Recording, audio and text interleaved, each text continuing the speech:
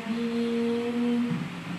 dengan anak Kevin umur 48 bulan ya. Tadi sudah sempat dilakukan pemeriksaan tanda-tanda vital di depan ya. Hasilnya normal semua. Baik Ibu, di sini ingin berkonsultasi atau ingin memeriksakan apa Ibu? Ibu, saya kan tadinya kan biasanya aku makannya tuh teratur, nurut. Kalau disuruh tuh 1-2 kali tuh langsung. Tapi sekarang ini saya marah gitu. Kenapa ya Bu? Baik Bu, berkaitan dengan usia 4 tahun dengan keluhan sering marah tanpa sebab.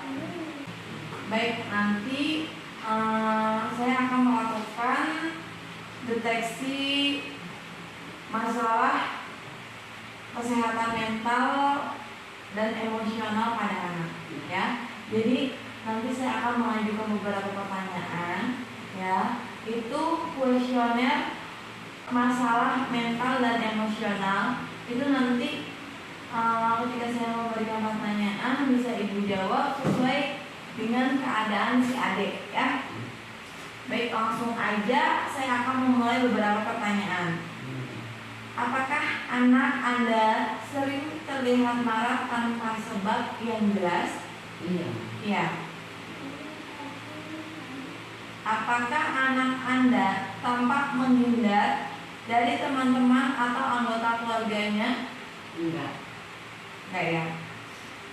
Apakah anak Anda terlihat berperilaku merusak atau menentang dengan lingkungan di sekitarnya? Contoh, melanggar peraturan yang ada, sering mencuri, sering melakukan perbuatan yang berbahaya bagi dirinya?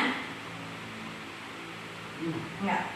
Sering menyiksa binatang atau mungkin teman-temannya? Enggak.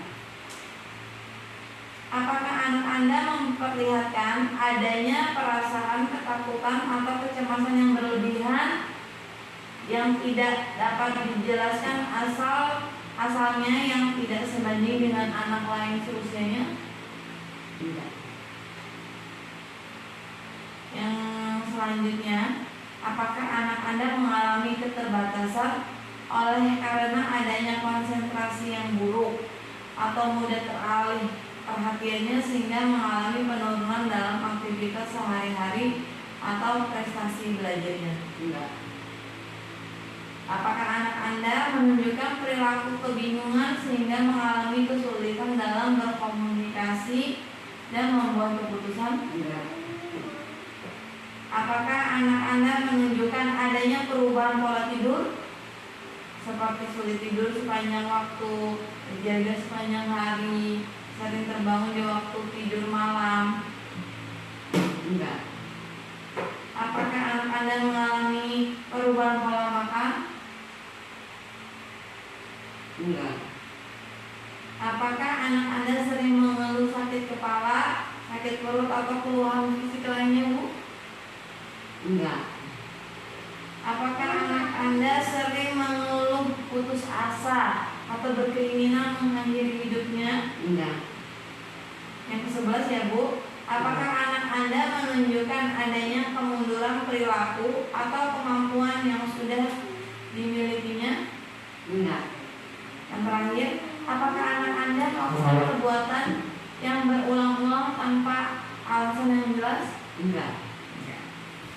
Baik Ibu, tadi untuk deteksi masalah mental dan emosional anak, tadi kan ada 12 pertanyaan ya. Jadi dari 12 pertanyaan yang menunjukkan jawaban iya itu hanya 1. Jadi bila ditemukan satu masalah mental emosional maka dilakukan konseling.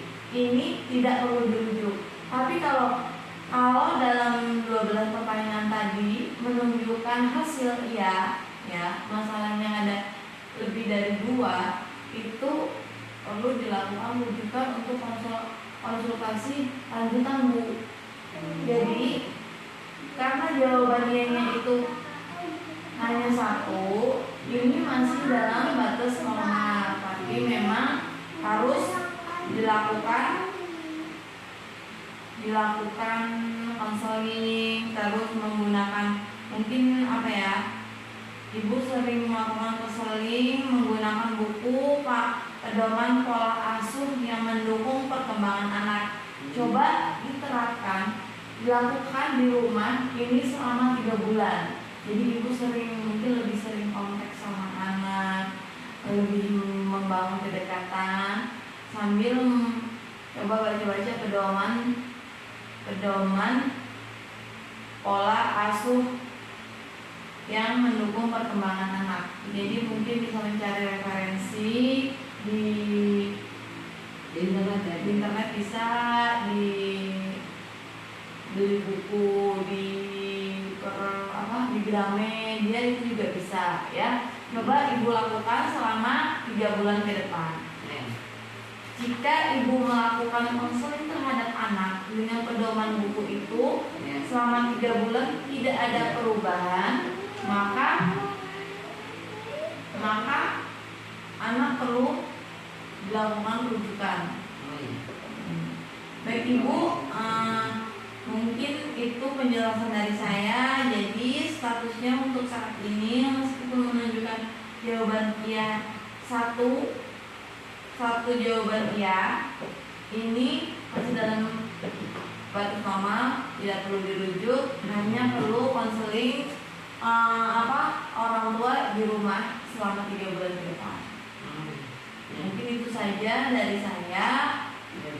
Jika memang ada yang kurang jelas atau ingin dipertanyakan, silakan ibu. Cukup.